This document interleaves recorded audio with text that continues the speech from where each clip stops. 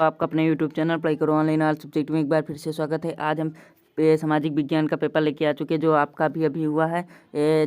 3 मार्च का आपका पेपर हुआ है। तो हमारे प्यारे दोस्त जो क्लास 10th का 3 मार्च का सामाजिक विज्ञान का पेपर देके उनको ये वीडियो पूरा वॉच करना है, क्योंकि हम इस वीडियो में उनके 20 जो OMR सीट पर बहुविकल्पीय प्रश्न आते हैं हम उनको पूरे प्रोवाइड करेंगे। अगर आप लोगों ने ये वीडियो पूरा वॉच कर लिया तो आपको पता चल जाएगा कि आपके यहाँ से कितने 20 में से गलत है और कितने सही है।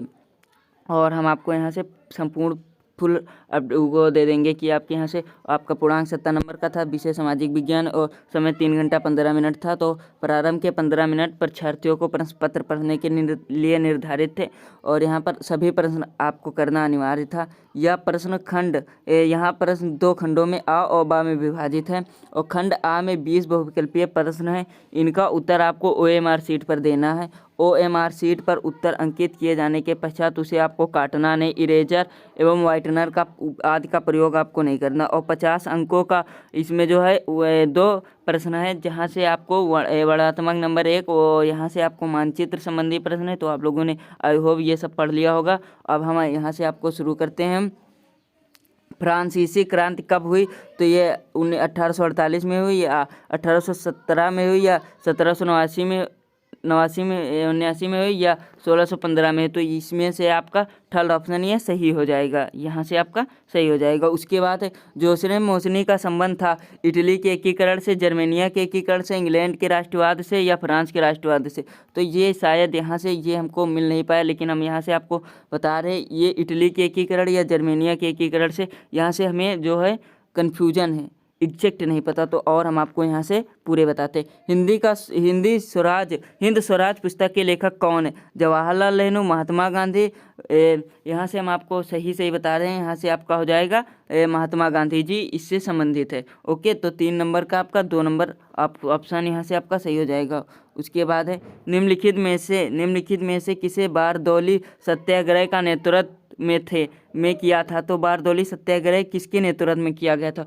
तो यहाँ से आपका यहाँ से गांधी जी नहीं होंगे, यहाँ से आपका हो जाएगा सरदार वल्लभ भाई पटेल। यहाँ से आपका ये हो जाएगा। ओके, उसके बाद यहाँ से हो जाएगा जब फ्रांस छींकता है तो बाकी यूरोप को सर्दी जुकाम हो जाता है। यह किसका कथन था? तो यह किसका कथन था? तो ये था, ये यहाँ से आपका हो जाएगा 1 नंबर मेटरनिख। यहाँ से आपका ये हो जाएगा। उसके बाद है भारत में यहाँ से भारत में संघीय राज्यों की संख्या है। तो यहाँ से आपका 29 नहीं होगा, ये आपका 28 होगा, क्योंकि हमारे प्यारे दोस्त कुछ 29 भी लगाए होंगे। तो यहाँ से यह 29 नहीं होगा, यहाँ से आपका 28 ही होगा। उसके बाद विश्व का सबसे बड़ा लोकतांत्रिक देश है। तो यहाँ से आप लोग सबको पता है ये आपका भारत ही है। विश्व का सबसे बड़ा लोकतांत्रिक देश यहाँ से भारत ही है। उसके बाद भारत के संविधान की 8वीं अनुसूची में कुल कितनी भाषाएं यहाँ से? तो यहाँ से आपकी 22 भाषाएं, कुल 22 भाषाएं।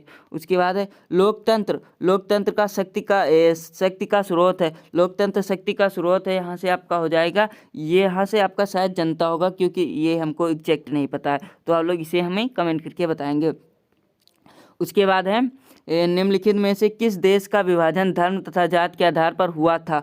तो यहाँ से सभी को पता है ये भारत का हुआ था, क्योंकि भारत में हुआ था। तो कुछ यहाँ से हमारे मुस्लिम भाई जो है पाकिस्तान चले गए थे और यहाँ पर हिंदू भाई यहाँ भारत में ही रुक गए थे। फिर यहाँ से प्रति व्यक्ति आय को अन्य किस नाम से जाना जाता है? तो प्रति व्यक्ति आय को अन्य किस नाम से जाना? तो हम यहाँ से आपको कन्फ्यूजन दूर कर दें। औसत आय या राष्ट्रीय या व्यक्तिगत आय या उपयुक्त में से कोई नहीं। तो यहाँ से आपका हो जाएगा औसत आय, इसी से आपको जाना जाता है। औसत आय प्रति व्यक्ति आय को अन्य किस नाम से? तो यहाँ से आपका 1 नंबर हो जाएगा औसत आय। तो आप लोग हमें कमेंट करके बताएं कि हमने यहाँ से आपको 11 बताया है जो, तो आप लोगों को 11 में से कितने सही है और कितने गलत है? कि 11 सही है। उसके बाद है द्वितीयक क्षेत्रक को अन्य किस नाम से जाना जाता है? द्वितीयक क्षेत्रक को अन्य किस नाम से जाना जाता है? तो ये आपका हो जाएगा औद्योगिक क्षेत्रक के नाम से जाना जाता है। फिर है सेवाओं को किस क्रियाकलाप क्षेत्रक के अंतर्गत रखा जाता है?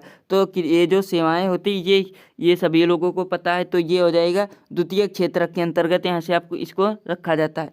फिर है भारत का अधिकांश विदेशी व्यापार होता है। तो यहाँ से आपका हो जाएगा यहाँ से आपका हो जाएगा समुद्रों द्वारा, समुद्रों से भी होता और वायु मार्ग से होता।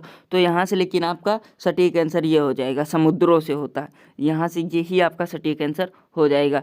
फिर यहाँ से आपका अगला आ जाता है, राष्ट्रीय उद्योग अधिकार दिवस कब मनाया जाता है? राष्ट्रीय उद्योग अधिकार दिवस कब मनाया जाता है? तो ये आपका हो जाएगा, यहाँ से आपका मनाया जाता है 24 दिसंबर को। ये आपका 24 दिसंबर को मनाया जाता है। फिर है, इनमें से किस राज्य संघ राज्य क्षेत्र में काली मिट्टी पाई जाती है? तो काली मिट्टी कहाँ पाई जाती है? तो ये महाराष्ट्र में पाई जाती है। यहाँ से महाराष्ट्र में पाई जाती है। तो ये एजेंडा 21 का संबंध किससे है? ये एजेंडा 21 का संबंध किससे है? तो ये हमको नहीं मिल पाया, तो ये आप लोग हमें कमेंट करके बताएंगे। उसके बाद है, ग्रीन इंडिया मिशन किस वर्ष से आरंभ किया गया था? किस वर्ष से आरंभ किया गया था? तो ये 2014 से आरंभ किया गया था। 2014 से आरंभ किया गया था। उसके बाद है, निम्नलिखित में से कौन सी फसल मुख्य रूप से ज़्यादा फसल का उदाहरण? तो यहाँ से धान, गेहूँ, चना, तरबूज। तो यहाँ से शायद ये हो जाएगा आपका गेहूँ। ये भी हमको एग्जैक्ट नहीं पता, तो आप लोग इसे हमें कमेंट करके बताएंगे। उसके बाद अगला है लास्ट, ये आग्नेय चट्टानों में पाई जाने वाला खनिज है। तो पाया जाने वाला खनिज है, तो यहाँ से आपका कौन है? तो आप लोग हमें कमेंट करके बताएंगे। इसका भी हमको आंसर नहीं पता है, लेकिन ये हमने गूगल किया तो इस पे फास्फेट दिखा,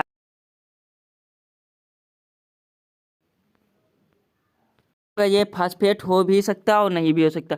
तो आप लोगों ने, तो यही आपका ये पूरा हमने यहाँ से आपके 20 बहुविकल्प पेपर में बता दिए। तो आप लोग कमेंट करके बताएं कि आप लोगों की कितने सही कितने गलत है। तो तब तक के लिए धन्यवाद, अगले वीडियो में मिलते हैं।